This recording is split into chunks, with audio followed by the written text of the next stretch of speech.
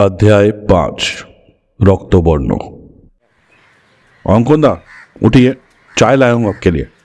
सुबह मेरी आंख खुली तो बिस्तर के बगल में परितोष हाथ में एक चाय की प्याली और कुछ बिस्किट लिए खड़ा था। मैंने अपनी आंखें मली और उसके हाथों से चाय की प्याली ले ली।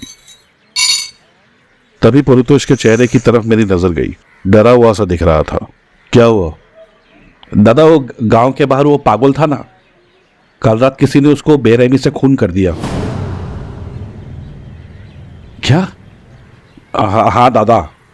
अंकुंदा, ऐसा लगा जैसे परितोष मुझसे कुछ कहते कहते रुक गया। क्या हुआ? कुछ कह रहे थे तुम?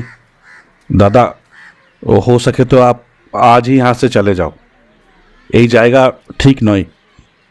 ऐसा क्यों कह रहे हो तुम? दादा, थोड़ी देर में नदी किनारे मिलना, मैं कोई बहाना बना के वहां आ जाऊंगा, साफ बताता हूं आपको। ये कहकर परितोष वहां से चला गया। मैं फटाफट बिस्तर से उठा और बिना कपड़े बदले सीधा हवेली से बाहर जाने लगा। अरे अंकुन, ये सुबह सुबह कहाँ जा रहा है? इंद्रोणी नीचे आंगन में बैठे चाय पी रहा था। कुछ नहीं, बस वो रात को थोड़ी बदहजमी हो गई थी तो सोचा थोड़ा टहलाऊं। ये कहकर मैं हवेली से बाहर निकल गया। तेज कदमों से गांव के कच्चे रास्तों पर चलते हुए मैं उस पागल की कुटिया की तरफ बढ़ते चले जा रहा था। लेकिन रात के अंधेरों में और दिन के उजालों में बहुत फर्क होता है। रात को मुझे उसके घर का रास्ता ठीक से दिखाई नहीं था। सामने से आते एक गांव वाले को देखकर मैंने उस पागल के घर के रास्ते के बारे में पूछा। दादा तो শুনুন, এই গ্রামের বাইরে একটা পাগল ছিল, আপনি কি ওর বাড়ি চেনেন? ও তো আজকে সকালে মারা গিয়েছে, ওর বাড়িতে ওর লাশ পড়িয়া রইয়াছে। কি ভয়ানক দৃশ্য জানো বাবু, শরীর এক ফোঁটা রক্ত নাই, हाथ पा सब बैकाताड़ा छिन्न भिन्न करिया दिएছে। ये कैसी बातें कर रहा था वो गाँव वाला? कह रहा था कि लाश के शरीर में खून का कतरा भी नहीं था और किसी ने उसके हाथ पांव मरोड़कर शरीर को छिन्न भिन्न करके रख दिया था। मेरे दोबारा पूछने पर उसने मुझे उसके घर का रास्ता बता दिया। उसके घर के बाहर लोगों का हुजूम था। कुटिया के मुख्य द्वार पर अकल्पनीय खून था, जमीन लाल रंग में रंगी हुई हो जैसे।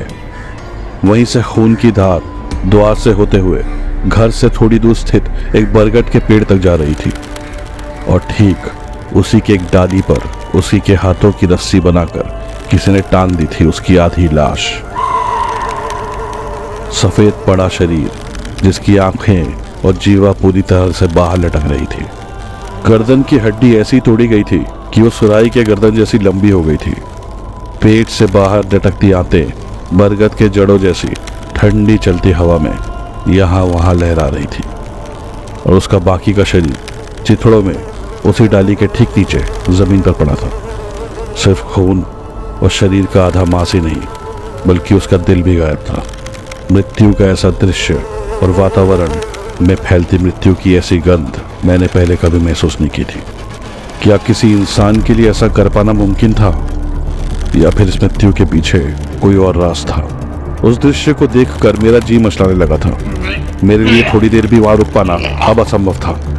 ऊपर से सारे गांव वाले मुझे ऐसे घूर रहे थे जैसे उस इंसान की मौत मेरी वजह से हुई हो। मैं तुरंत वहां से जाने लगा कि तभी किसी ने मेरे कुर्ते को थाम लिया। मैंने पीछे मुड़कर देखा तो किसी बच्चे ने मेरा कुर्ता थाम रखा था। ये तो वही बच्चा था जिसे मैंने उस दिन गाड़ी में से देखा था। काकू, जादू दिखाओ ना। जादू? मैंने उस बच्चे के हाथों से अपना कुर्ता छुड़वाया और वहां से निकल गया। लगता है इस गांव में बच्चे बूढ़े सब पागल हो गए। मैं वहां से सीधा नदी किनारे पहुंचा। थोड़ी दूर परितोष खड़ा था। मैं उसके पास गया। क्या हुआ परितोष, मुझे यहाँ क्यों बुलाया है? दादा, আমি आज रात यहाँ से भाग रहा हूँ, आप भी भाग जाओ। भाग रहा हूँ मतलब? दादा, एखाने जैसा दिखता है ना, वैसा है नहीं। आज के थे कि 3 महीने पहले कोलकाता से आया था यहाँ नौकरी के लिए। कखनो कोनो दिक्कत नहीं हुई। पहले दिन से ही परिवार के सारे सदस्यों ने मुझे इसी परिवार का हिस्सा मान लिया और बहुत प्यार से रखा। किंतु 20-25 दिन से कुछ अजीब अजीब सी घटनाएं होने लगी। दीवारों के पीछे से आवाजें आना, रात को मेरे कमरे पर दस्तक होना, पर खोलने पर कोई भी नहीं होता है। शुरू शुरू में तो मैंने এত ध्यान दी नहीं, किंतु धीरे धीरे मन में भय उठने लगा। रात को किसी औरत की हंसी सुनाई देने लगी। कभी कभी ऐसा लगता था जैसे मेरे कानों में कोई कुछ फुसफुसा कर चला जाता। घर वालों से कहा तो कहते हैं कि मेरे मन का वहम है, लेकिन धीरे धीरे शरीर भी फीका पड़ने लगा, जैसे शरीरे রক্ত कम हो रहा हो। যখন এখানে এসেছিলাম না, तब तो मैं हट्टा कट्टा नौजवान था, पर अब ऐसा लगता है जैसे उम्र 20 साल बढ़ गई हो दादा। और काल रात से जब इसे पूजा चालू हुई है, तब से तो और भी कमजोर महसूस करने लगा हूं। मैंने सुना आप भूतों की कहानियां लिखते हो दादा। हाँ, तो कखनो सच में भूत देखा है? क्या मतलब? आमी जानी आपको मेरी बात पर यकीन नहीं आ रहा होगा। खुद को आईने में गौर से देखना, मेरी बातों पर यकीन आने लगेगा आपको। और इंद्रनील भैया से बचकर रहना। देखो परितोष, तुम ये क्या कह रहे हो मेरे कुछ समझ में नहीं आ रहा है। काका बाबू के कमरे में एक डायरी है, इससे ज्यादा मैं आपको कुछ नहीं बता सकता। आमी आमी जाची दादा, चलता हूं, आप भी चले जाओ। परितोष ये बोलकर तेज कदमों से वहां से चला गया। किसी बात को लेकर बहुत डरा हुआ था वो, पर उसकी और उस पागल की बातें मुझे एक जैसी लग रही थी। क्या कहना चाह रहे थे वो दोनों? और उस औरत की वो आवाज, उस पागल को कैसे पता था उसके बारे में?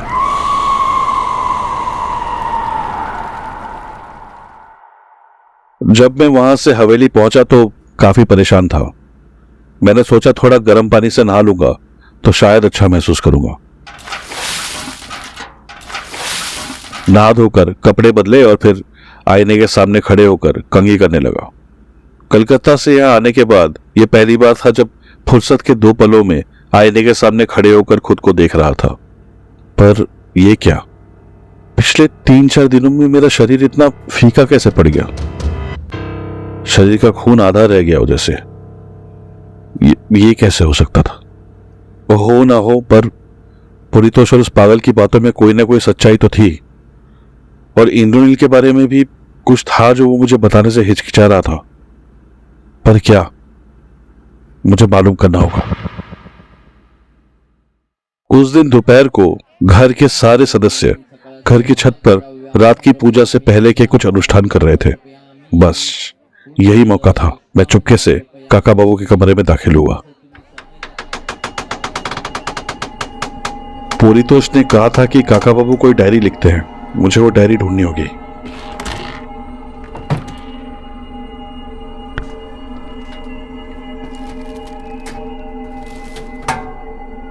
मैंने पूरे कमरे की एक एक दराज और अलमारी छान मारी, पर मुझे कुछ नहीं मिला।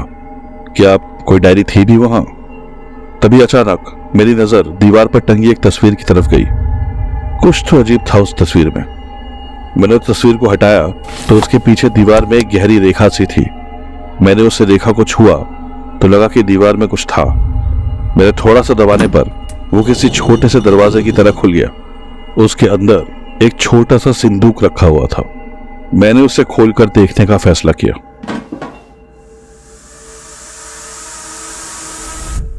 उसके अंदर इंसानी हड्डियां, नाखून और सुखाए हुए मुर्गे के सर और पंजों के टुकड़े पड़े थे। और ठीक उनके बीच में थी सिंदूर और कुमकुम से रंगी एक डायरी। मैंने उसको सिंदूक से निकालकर गौर से देखा तो जिससे मैं सिंदूर समझ रहा था वो सूखे हुए खून के धब्बे थे, जिसने उस डायरी पर एक परत बना दी थी। लाल रंग के धागे से गांठ लगाई हुई उस डायरी को उठाकर मैंने कमरे के कोने में स्थित मेज पर रखा और कुर्सी को सरकाकर बैठ गया। मैंने आज तक अपनी कहानियों के रिसर्च के लिए कई पुरातन शैतानी किताबें, दस्तावेज और ऐतिहासिक पांडुलिपियां पढ़ी हैं, पर इस तरह खून में सनी हड्डियां, नाखून, सर और पंजों के बीच रखी लाल धागे में लिप्त ऐसी डायरी मैंने आज से पहले न कभी देखी थी और ना ही ऐसी किसी किताब के बारे में सुना था। पर एक चीज थी, उस डायरी को सिंदूक से निकालते ही मुझे उस कमरे में एकाएक बहुत ठंड महसूस होने लगी थी। मेरी शॉल, जिसे ओढ़कर मैं ठंडे ठंडे इलाकों में घुमा हूं, उसे ओढ़कर ऐसा लग रहा था जैसे मैंने सिर्फ कोई पतली सी चादर ओढ़ रखी हो। और उससे भी अजीब, मुझे कमरे में किसी के सिर्फ होने का एहसास ही नहीं हो रहा था। हवा में हल्की हल्की सी दुर्गंध भी थी, जबकि उस वक्त मेरे सिवा उस कमरे में कोई और नहीं था। डायरी के मेरे हाथ में थामते ही मानो वहां उस कमरे का वातावरण बदल चुका था। मैंने धीरे से उस डायरी के ऊपर बंधे लाल धागे की गांठें खोली। शायद तेज हवा से खिड़की खुल गई। बंद कर देता हूं। खिड़की बंद करके जब मैं वापस मेज की तरफ लौटा तो डायरी का पहला पन्ना मेरे सामने था, जिसका शीर्षक था रॉक तो बर्नो। पर मुझे अच्छे से याद है कि मैंने तो कभी डायरी खोली नहीं। मैं कुर्सी पर बैठा और उस डायरी को पढ़ना शुरू किया। डायरी की लिखाई को देखकर लगता था कि पुरातन काल में इस्तेमाल होने वाली लाल सिहाई और मोर पंख की बनी कलम से लिखी गई थी। नहीं भी तो कई 100 साल पुरानी डायरी थी वो। मैंने डायरी को पढ़ना चालू किया। 12 फरवरी 1850। पिछले कुछ महीनों में व्यापार में बहुत नुकसान हो रहा है, जिसकी वजह से परिवार में आर्थिक तंगी हो गई है। पैसों के अभाव में घर के सदस्यों में कलेश बढ़ता ही जा रहा है और सब एक दूसरे की बुराई और आपस में बहसबाजी करने लगे हैं। अगर ऐसे ही चलता रहा तो बहुत जल्द परिवार बिखर जाएगा। बैनर्जी राजबाड़ी का इस इलाके में सदियों से वर्चस्व रहा है। यहाँ तक कि अंग्रेजी हुकूमत के वक्त भी एकमात्र बैनर्जी राजघराना ही था जिसे अंग्रेजी सरकार ने छुआ तक नहीं था। जहाँ पूरे देश के राजघरानों को अंग्रेज अपने अधीन कर रहे थे, वहीं हमें उन्होंने अकेला छोड़ दिया था। 1640 में जब ईस्ट इंडिया कंपनी ने बंगाल के हुगली में अपनी पहली फैक्ट्री लगाई थी, उसके बाद से धीरे धीरे उन्होंने कभी पैसों से तो कभी ताकत से पूरे बंगाल में अपना वर्चस्व स्थापित करना शुरू कर दिया था। 1660 के अंत तक उनकी नजर हमारे राजघराने पर भी पड़ी। उस वक्त ढाका उस इलाके में हमारे ही परिवार का राज हुआ करता था, लेकिन अंग्रेजों ने अपने ताकत के बल पर हमें वहां से विस्थापित कर दिया। हमारे परिवार के कई लोगों को मार दिया गया। हम में से जो बचे उन्होंने किसी तरह अपनी जान बचाई और यहाँ तुमका भागा। सब कुछ शुरू से शुरू किया हम सब ने और एक बार फिर से अपना वर्चस्व स्थापित किया। लेकिन अंग्रेजों की काली नजर एक बार फिर बैनर्जी घराने पर पड़ी। 16 फरवरी 1850।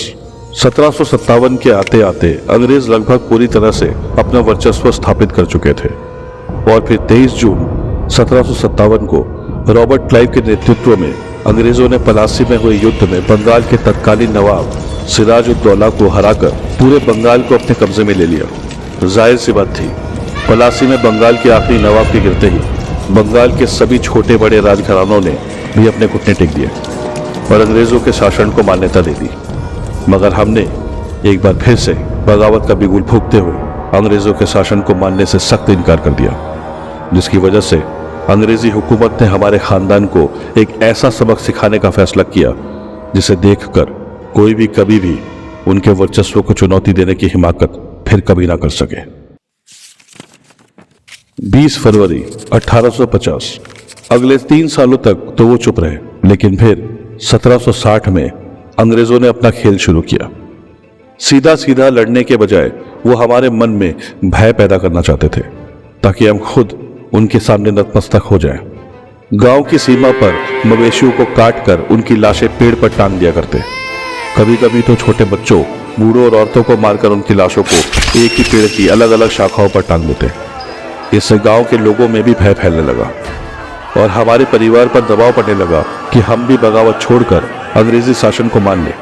और ठीक ही तो था, जब ढाका जितने बड़े राज्य के होते हम तब कुछ नहीं कर पाए, तो इस छोटे से राज्य में तो हमारे पास न अपनी फौज थी, न रसद और न ही पर्याप्त मात्रा में असला बारूद।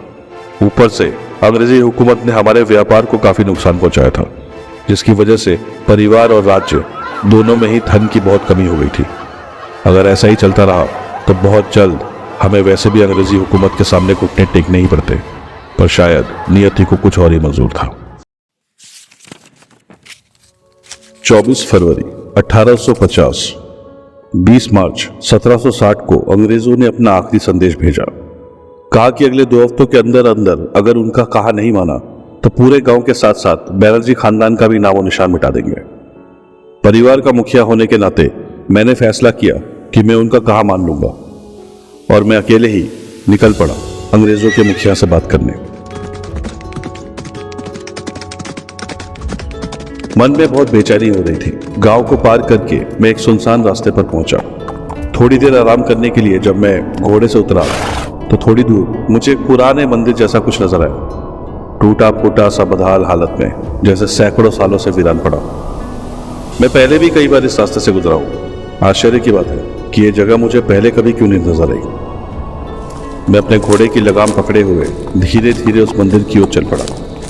पूरा रास्ता झाड़ियों से घिरा था और सांप, बिच्छू, कीड़े मकोड़े नीचे उगे लंबी घास की चादर में यहाँ वहाँ सरसराते हुए जा रहे थे।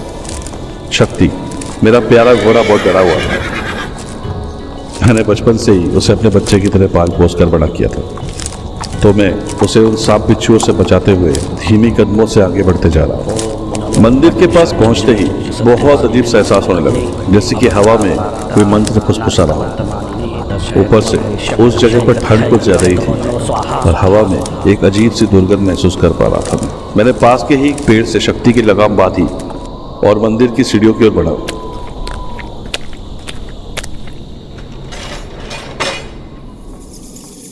मैंने सही सोचा था, लगता है सदियों से इस स्थान पर कोई नहीं आया। मंदिर के अंदर सीलन, बदबू और खूब अंधेरा था। मैंने अपनी जेब से माचिस निकालकर जलाई। उसकी रोशनी में दीवार पर लगी हुई एक मशाल नजर आई।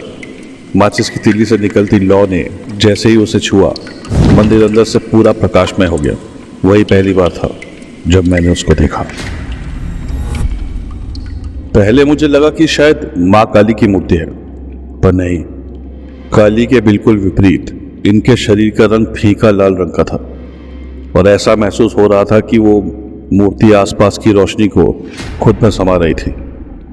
शरीर पर सर्प जैसी उभरी हुई नसों में जैसे जमा हुआ खून धीरे धीरे बह रहा। गले में मुंड वाला नहीं बल्कि इंसानी दिल जैसे दिखने वाली रक्त लाल मणियों की माला। लंबे बिखरे बालों से ढका हुआ आधा चेहरा, जिसमें से झांकती आंखों में इतना गहरा अंधकार जैसे कि कोई कभी ना खत्म होने वाली अंधेरी खाई हो, जिनमें अगर कोई एक बार झांक ले तो सदा के लिए उन अंधेरों में गुम हो जाए। खून से लपलपाती जीवा और होठों पर एक भयावह मुस्कान। उसके कई हाथ थे और हर एक के अंत में तलवार जैसे पहने नाखून। और सबसे चौंकाने वाली चीज थी धरती पर पड़ती उस मूर्ति की छाया। एक मूर्ति और कई परछाइयां, जैसे उस पर पड़ते प्रकाश में नाचते हुए कई लोग, पर फिर भी उसका चेहरा कितना सुंदर था, जैसे स्वर्ग की कोई अप्सरा हो। मैं मूर्ति की ओर बढ़ा, तभी ऐसा लगा मानो उसकी आंखें अपनी जगह से हिली, जैसे कि उसकी नजरें मेरा पीछा कर रही थी। जब मैं और करीब गया तो उसकी नसों में जमा हुआ खून सच में बह रहा था और गले में इंसानी दिल जैसी दिखने वाली रक्त लाल मणियां धड़क रही थी। मैंने ऊपर उस मूर्ति के चेहरे की ओर देखा तो वो मुझे देखकर मुस्कुराई। वो कोई मूर्ति नहीं थी, वो जीवित थी। मैं डर गया और उस मंदिर से बाहर की ओर भागने लगा, लेकिन मैं ऐसा ना कर पाया। मंदिर का कपाट एक तेज झटके के साथ बंद हो चुका था। डरा सहमा सा मैं कोने में दुपक कर बैठ गया। तभी वो हुआ जिसकी कोई कल्पना भी नहीं कर सकता था। वो देवी पूजा स्थली से उतरकर मेरी तरफ चली आ रही थी। जैसे ही उसकी पलकें झपकी, उसके चेहरे ने सुंदर से एक भीषण रूप ले लिया, हमारे पुराणों में जिक्र किए गए राक्षसों जैसा। एक बार फिर से उसकी पलकें झपकी तो वही सुंदर चेहरा। यही सिलसिला चलता रहा। एक बार पलकें झपकती तो सुंदर रूप, दोबारा झपकती तो भीषण रूप। वो चलते हुए ठीक मेरे सामने आई और रुक गई। मैं उन अंग्रेजों को रोक सकती हूँ और तेरे परिवार का इस इलाके में हमेशा हमेशा के लिए वर्चस्व स्थापित कर दूंगी। तो डर मत, अपने कुल में मुझे देवी का स्थान प्रदान कर। फिर ना कभी धन की कमी होगी, ना कोई शत्रु परेशान करेगा, यहाँ तक कि मृत्यु भी भय से थर थर कांपेगी। मेरे मुंह से कोई आवाज नहीं निकल रही थी। सदियों की भूखी हूँ, अपने सबसे प्रिय वस्तु की बलि दे मुझे और मैं सदा के लिए तेरी ये क्या कह रही थी वो? मैं किसी तरह हिम्मत जुटाकर वहां से उठा और तेजी से मंदिर के कपाट की ओर दौड़ा। दरवाजा खुल गया। वापस आएगा तू, मैं तेरा यही इंतजार करूंगी।